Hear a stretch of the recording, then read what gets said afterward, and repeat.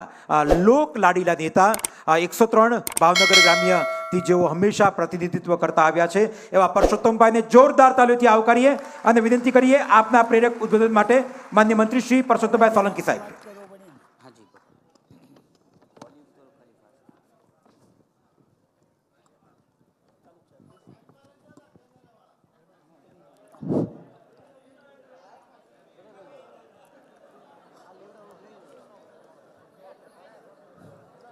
ભાવનગરના મારા દીકરા દિવેશના આ જન્મદિવસના અહીંયા ઉપસ્થિત મારા મંત્રી અને આગેવાન તેમ ભરતભાઈ મકવાણા, મેયર શ્રી ભરતભાઈ, જિલ્લાના પ્રમુખ ભરતભાઈ, જિલ્લાના કોળી સેનાના પ્રમુખ ભાઈ શ્રી આનંદભાઈ, નિવેશના સૌ આગેવાનો,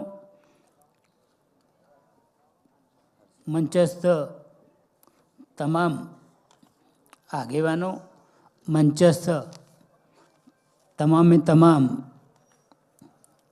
આગેવાનો, મારા પ્રેમના લાગણીના પધારેલ તમામે તમામ આગેવાનો, બધા વિચાર કરતા હોય કે પરસોત્તમભાઈના આ પ્રસંગમાં આપણે બધા જવાનું છે. હમણાં પારસભાઈ જ્યારે બધી વાતો કરતા હતા અને બધાએ આને બિરદાવ્યું એટલે પારસભાઈને હું ખૂબ અભિનંદન આપું છું. પારસભાઈ જે વાતો કરી ને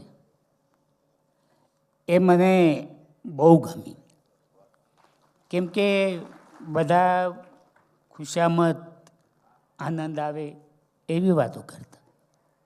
પારસભાઈએ દ્રષ્ટાંત દ્રષ્ટાંત જે વાતો કરી એ મને બહુ ગમી.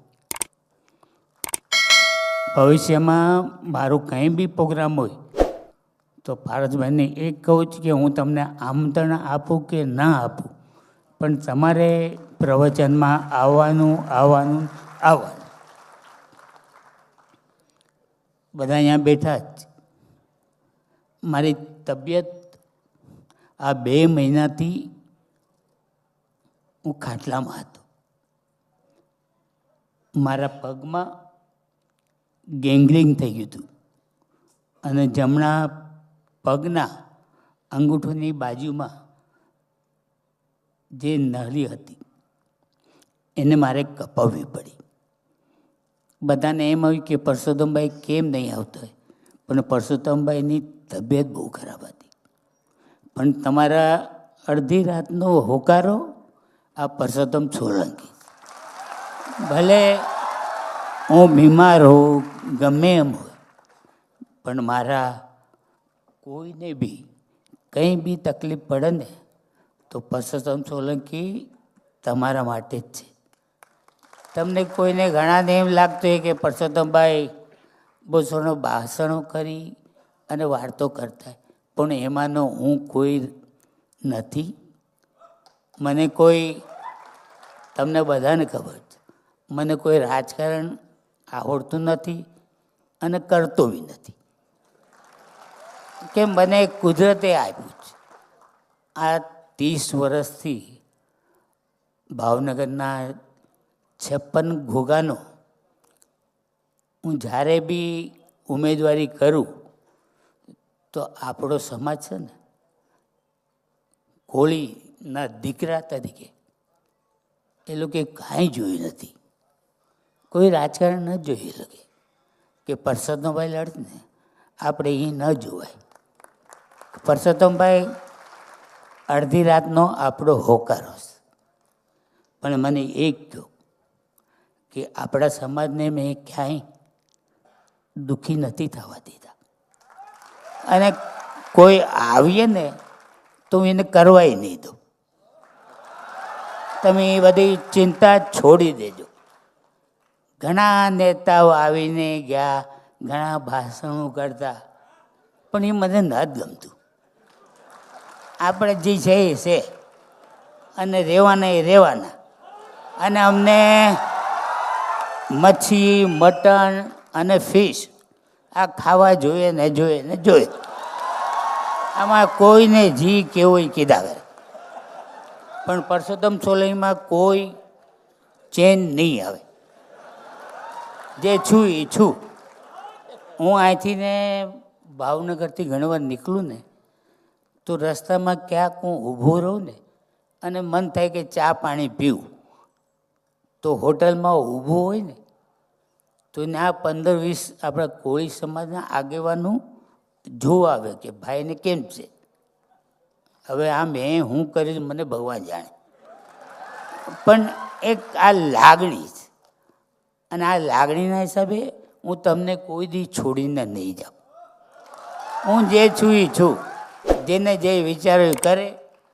હું આ 6ઠ્ઠી ટાઈમ આ એમએલએમાં આટલી મોટી લીડથી હું જીત્યો, અને મને મિનિસ્ટર બનાવવો પડ્યો.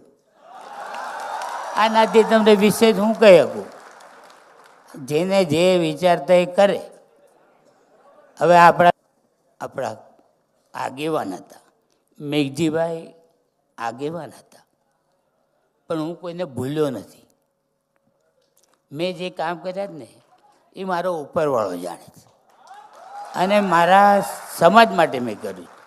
હું કોઈને તકલીફ આવું એવું કામ મેં નથી કર્યું. આજે મારા દીકરાનો આટલો મોટો પ્રસંગ હતો, અને હું આજે મારા પગમાં પાટોસ, મારાથી હલાતું બી નથી. તો એ મારા દીકરાનો જન્મદિવસ હતો, એટલે બેડરૂમમાં ગાડી લીધી અને એ લઈ અને હું અહીંયા ભાવનગર આવ્યો. મને બહુ દિવસ પર ખૂબ પ્રેમ છે, એની ઉપર મને આનંદ છે. અને હમણાં એ ભાષણ કરતો હતો ને ત્યારે હું વિચારતો થઈ ગયો કે દિવેશ, આટલું બધું તું તૈયાર થઈ ગયો. તાજું લાગ્યું. બાપ છું ને, ગમે એમ તો બાપ છે, એટલે વિચાર થાય, સમજુ જ. પણ દિવેશને એક કહું કે મારો દીકરો છે, એ સમજે જ બાપે હું કર્યું જ, અને મારે હું કરું. અને આ સમાજનો એક ઋણી છું હું, કેમ કે તમે લોકો જે મને પ્રેમ આપ્યો જ ને એવો જ મારા દિવેશને આપજો. જેને કાંઈ બી કેવો કીધા કરે. અને રાજકારણમાં તો અમે ચડાવ ઉતાર આવ્યા કરે, પણ એમાંનો હું નથી. હું રાજકારણી માણસે નથી, અને મને રાજકારણ આવડતું બી નથી. નહીંતર આ પરસોત્તમ સોલંકી આ 6ઠ્ઠી વાર ધારાસભ્યની ચૂંટણી લડ્યો, અને આજે મને કેન્દ્રીય મંત્રી દિલ્હીમાં હોવું જોઈએ. પણ એ બધું મને નથી ફાવતું. કોઈક લોલા પાપા કરવા, કોઈને ભલામણું કરવી, એ બધું મારો વિષય નથી, અને મને ફાવતું બી નથી. કોઈક મને લાઈનમાં ઊભું રહેવું કહે ને તોય હું ના પાડી દઉં કે ભાઈ એ મારું કામ નહીં, એ તમે તમારું કામ કર્યા કરો. કેમ કે મને નથી ફાવતું આ બધું. અને મને જે કરવાનું જ એ મારા સમાજ હાટું હું કરું જ. અને બધા સમાજવાળા મારી હારે, પછી મારે શું ટેન્શન? કાંઈ નથી ટેન્શન લેતો. આટલો બીમાર હતો તો હું આવ્યો ને. હું કામ આવ્યો? સમાજ હાટું. મારા દિવેશનો જન્મદિવસ, એટલે હું બધું વિચારીને કરતો રહું છું. પણ આ બધું કરવું નહીં કરવું, આ બધું તકદીરની વસ્તુ છે. નહીં તો ક્યાં બોમ્બે, ક્યાંથી ને હું ભાવનગર આવ્યો અને ક્યાં ભાવનગરમાં સંસદની ચૂંટણી લડ્યું અપક્ષમાં. એમાં એવું બધાથી માથા તોડાવીને થાકી ગયા બધા. તો હું નહોતો ઝૂક્યો. મેં કીધું લડીને લડી અને લડ્યો. એમાં 2000 મતથી હું પાછળ રહ્યો, પણ સમાજે તો મને સ્વીકાર્યો. આનાથી મને શું જોઈએ બીજું? મેં તો સમાજ આટલું જ કર્યું હતું. મને હું રાજકારણના લેવા દેવા.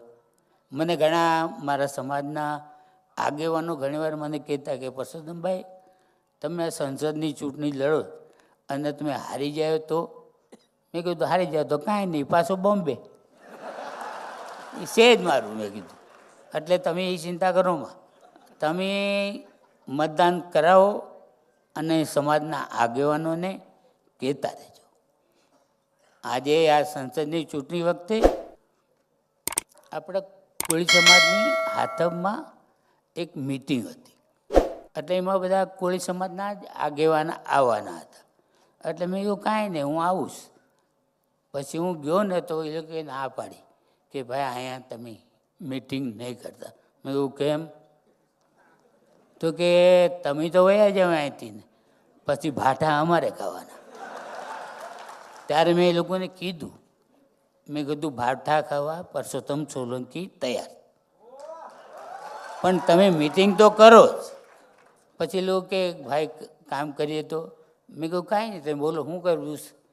તો કે તમે આપણા ખેતરોમાં આપણે જાય અને ત્યાં બધાને બોલાવીને મિટિંગ કરીએ તો? મેં કીધું વાંધો નહીં, એ કરો. પછી અમે લોકોએ ખેતરમાં જઈ અને મિટિંગ કરી, પણ આપણો સમાજ ઝૂક્યો નહીં. હવે આનાથી મારે શું વિષય જોઈએ? અને એ તો પહેલું ચૂંટણી હતી, પછી તો 6ઠી ટર્મ ચૂંટ્યો, તોય મારે કોઈ હરામ કરવા આવ્યું નથી. એ લોકોને ખબર છે આ પરસોત્તમ સોલંકી કોઈનું માનવાનું નથી અને અમારે ભાઠા ખાવા જવું. એટલે બધા જી કરતા હતા ને ભૂલી ગયા. અને મારા તો બધા મિત્ર હતા. જી બોમ્બે આવતા તો હું બધાને હોટલમાં રેકાવાનું, એ લોકોને જે ખાવું પીવું મજા કરવાની એ બધું હું કરી દીધું. પણ જ્યારે હું ભાવનગરમાં આવ્યો પછી મને ખબર પડી કે આપણા કોળી સમાજ પર કેટલા ટેન્શનો હતા. એમાંથી ના આપણો સમાજ એક તો સુધર્યો કે હવે કોઈ એમને હેરાન તો નથી કરતું. આનાથી મારા બીજું હું વિષય જોઈએ અને મને કાંઈ ફાવતું નથી. પણ હું જે જીવું જ ને એ તો સમાજ હાટું. હું આજે માર્યો નહીં, બચી ગયો, મારો દીકરો બે હવે મોટો થઈ ગયો, એટલે મારે જે કરવાનું હતું કરી લીધું. હવે જે સમાજ છે મારો એ તમારા આધારે હું બેઠો જ. એટલે તમારે જે કરો એ કરજો, પણ મેં કોઈના હરામના ખાધા નથી અને કોઈ મારા ગરીબ દીકરીઓને કે ભાઈઓને મેં કોઈને દુઃખી કરવા દીધા નથી. અને આ કરું છું એ ભગવાનને એક જ પ્રાર્થના કરું છું કે મારા જે થાય ને તો મારા સમાજને હંમેશા શાંતિથી જીવવા દેજો. હું નથી એવો, મને ભલે ગમે એવા બધા કહેતા હોય પણ એ માણસ નથી. મેં મારા સમાજને જીવવા દીધો અને હું જીવવા દઈ જ્યાં સુધી જીવી જાઉં હતી. એટલે આ બધા જે કહેતા હોય મને નથી ભાવતું, મને રડાઈ જાય.